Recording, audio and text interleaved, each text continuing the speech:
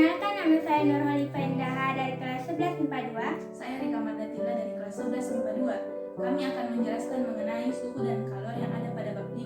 Kita akan membahas mengenai suhu. Pada gambar di samping, kita bisa melihat mengenai nelayan yang sedang melaut. Nelayan pergi melaut pada malam hari dan pulang dari melaut pada siang hari. Nelayan menggunakan angin laut untuk pergi melaut dan menggunakan angin darat untuk pulang melaut. Nah, jadi angin laut dan angin darat merupakan salah satu penerapan dari perpindahan kalor. Perpindahan kalor akan kami bahas beserta dengan suhu serta pengaruh kalor terhadap zat. Pada subbab pertama, saya akan membahas mengenai suhu. Apa itu suhu? Suhu adalah derajat panas atau dingin suatu benda yang dapat dirasakan serta dapat diukur. Alat pengukur suhu adalah termometer. Terdapat 4 skala termometer yang sering digunakan, yaitu Celsius, Fahrenheit, Kelvin, serta Reaumur. Termometer berasal dari bahasa Yunani yaitu termos yang berarti panas dan meter yang berarti pengukur atau pembanding. Termometer bekerja dengan memanfaatkan perubahan sifat-sifat benda akibat perubahan suhu. Hal ini disebabkan raksa memiliki keunggulan dibandingkan zat cair lainnya. Pada termometer X dan Y berlaku perbandingan sebagai berikut. Segitiga X per segitiga X0 sama dengan segitiga Y per segitiga Y0. Contoh soal mengenai suhu, yaitu suhu udara di ruangan 60 derajat Reaumur. Nyatakan suhu tersebut dalam satuan Celsius, Fahrenheit, dan Kelvin. Pembahasannya, diketahui derajat Reaumur sama dengan 60 derajat. Ditanyakan derajat Celsius, derajat Fahrenheit, dan Kelvin. Penyelesaiannya, 60 derajat Reaumur sama dengan 5/4 dikali 60. 5/4 didapatkan dari rumus, sementara 60 didapatkan dari 60 derajat Reaumur. Hasilnya sama dengan 75 derajat Celsius.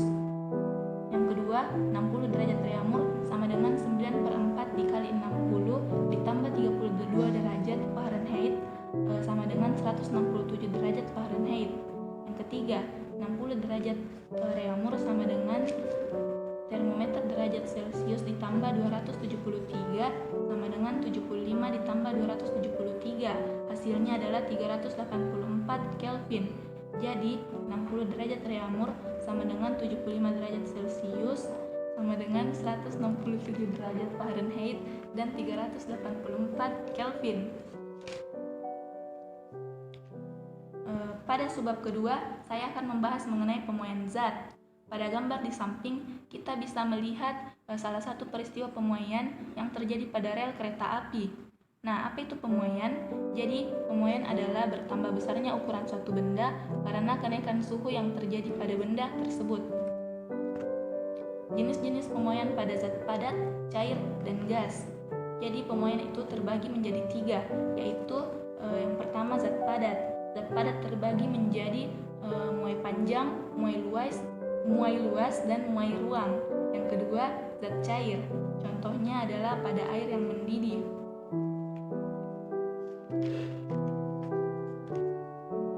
Ketika air dipanaskan dari suhu 0 derajat Celcius sampai 4 derajat Celcius, volume air akan menyusut. Kemudian, setelah melampaui suhu 4 derajat Celcius, volume air akan memuai. Yang ketiga, zat gas. Peristiwa pemuaian zat dapat diamati pada balon udara yang terbang. Pada balon udara bisa terbang dikarenakan udara yang di dalamnya dipanaskan sehingga udara tersebut memuai. Nur Holifah Indaha akan menjelaskan subbab ketiga, yaitu pengaruh kalor pada zat. C. Pengaruh kalor pada zat. Apa itu kalor? Kalor merupakan salah satu bentuk energi. Kalor dapat didefinisikan sebagai proses transfer energi dari satu zat ke zat lainnya. Satuan kalor adalah J atau biasa disebut dengan Joule. Faktor yang mempengaruhi kalor ada 3, yaitu kalor jenis dan kapasitas kalor, 2. Perubahan wujud zat, 3. Asas Blake.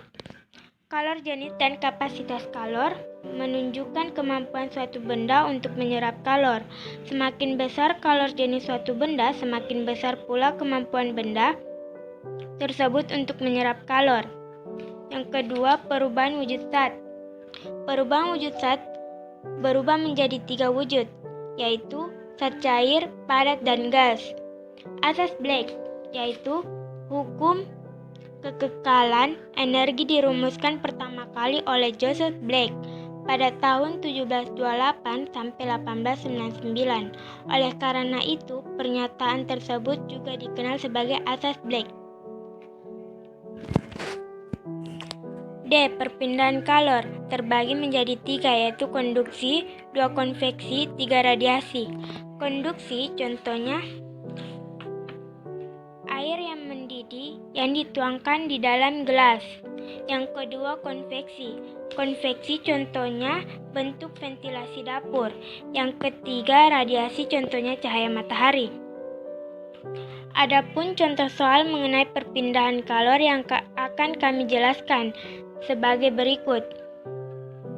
Bata logam dengan panjang 2 meter memiliki luas penampan 20 cm pangkat kubik dan perbedaan suhu kedua ujungnya 50 derajat Celcius. Jika koefisien konduksi termalnya 0,2 kal per meter sekon derajat Celcius, tentukan jumlah kalori yang digambarkan persatuan luas persatuan waktu. Jawab. Awalnya dengan menulis diketahui panjang batang sama dengan 2 meter, luas penampan batang 20 cm pangkat kubik sama dengan 2 kali 10 pangkat min 3 meter kubik, koefisien konduksi sama dengan 0,2 kal per meter sekon derajat Celcius. Perbedaan suhu antara kedua ujung batang sama dengan 50 derajat Celcius. Ditanyakan, yaitu jumlah kalor yang merambat tiap detik. Penyelesaian. Koefisien induksi luas penampan batang dikali perbedaan suhu per panjang batang sama dengan 0,2 kal per meter sekon derajat Celcius, 2 kali 10 pangkat min 3 meter pangkat kubik kali 50 derajat Celcius per meter. Hasilnya sama dengan 0,01 kal per sekon. Jadi jumlah kalor yang merambat tiap detik adalah 0,01 kal per sekon. Itulah penjelasan dari kami. Kurang dan lebihnya mohon dimaafkan. Wabillahi taufiq wal hidayah. Wassalamualaikum warahmatullahi wabarakatuh.